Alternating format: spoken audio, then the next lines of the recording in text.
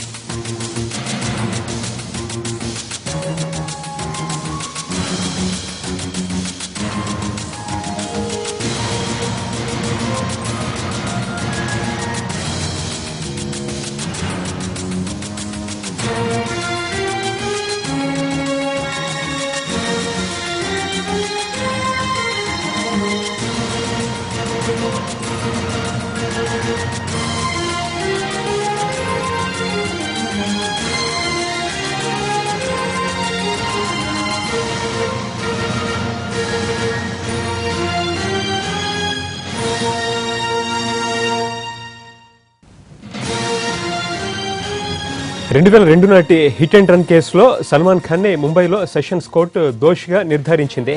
ఆ ప్రమాదం సమయంలో కారు నడిపించింది సల్మాన్ ఖాన్ అని కోర్టు నిర్ధారించింది. కారు నడిపింది సల్మాన్ ఖాన్ డ్రైవర్ అశోక్ సింగ్ అనే న్యాయవాదుల వాదనని కోర్టు తోసిపుచ్చింది. శిక్ష ఖరారు చేస్తోంది న్యాయస్థానం.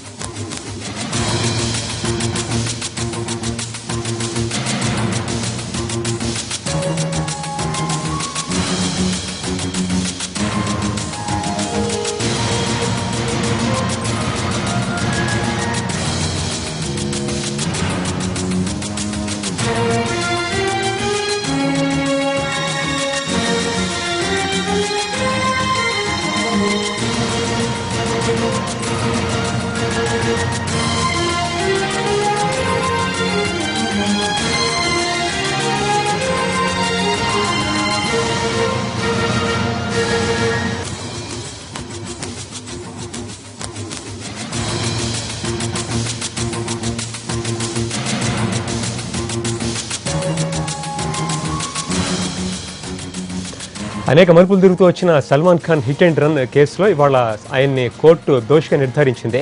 2002 సెప్టెంబర్ 27 అర్ధరాత్రి అంటే 28 తెల్లవారుజాము గంటల్లో ముంబైలో జూహు నుంచి సల్మాన్ ఖాన్ కారులో బాంద్రాకి వస్తూ ఉండగా రోడ్డుపై నిద్రిస్తున్న వాళ్లపైకి అంటే యాక్చువల్గా పేవ్మెంట్ మీద నిద్రిస్తున్న వ్యక్తుల మీదకి కారు దూసి వెళ్ళింది.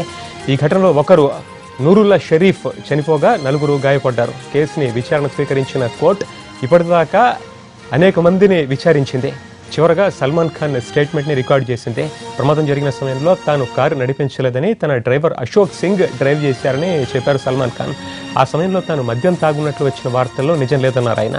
డ్రైవర్ అశోక్ సింగ్ కూడా కోర్టుకి హాజరై వాంగ్మూలం ఇచ్చారు. అయితే ఈ పరిణామం తాజా ఈ సంవత్సరంలో జరిగింది. ఇంతకుముందు ఎప్పుడు అశోక్ సింగ్ తాను డ్రైవ్ చేశా అనే విషయాన్ని గత అనేక సంవత్సరాల్లో చెప్పలేదు. ఈ గత సంవత్సరంలో చోటు చేసుకున్న పరిణామం అయితే ఇన్నాళ్ళు లేని కార్ డ్రైవర్ ఇప్పుడు ఎక్కడి నుంచి వచ్చారని ప్రశ్నించింది ప్రాసిక్యూషన్. ఇది తప్పుడు సాక్ష్యం అని వారు వాదించారు. ఇరువురి వాదనలు విన్న కోర్టు ఇప్పుడే తీర్పిచ్చింది. దీనికి సంబంధించి వస్తున్న లేటెస్ట్ అప్డేట్, అన్ని ఛార్జీల కింద సల్మాన్ ఖాన్ని దోషిగా నిర్ధారించారు. కేవలం నెగ్లిజెన్స్, ర్యాష్ డ్రైవింగ్ కింద కాదు, కల్పబుల్ హోమిసైడ్ 304(2) సెక్షన్ కింద సల్మాన్ ఖాన్ని దోషిగా నిర్ధారించారు. మొట్టమొదట 304(a) అంటే కేవలం డెత్ బై నెగ్లిజెన్స్ గా ఉన్న ఛార్జీనే తరువాత కాలంలో జడ్జి ఎన్హాన్స్ చేసేందుకు అంగీకరించారు. కల్పబుల్ హోమిసైడ్ కింద సల్మాన్ ఖాన్ని దోషిగా నిర్ధారించారని తాజా సమాచారం ముంబై సెషన్స్ కోర్టు నుంచి వస్తోంది. దీని కింద గరిష్టంగా 10 ఏళ్ల వరకు జైలు శిక్ష పడే అవకాశం ఉంది.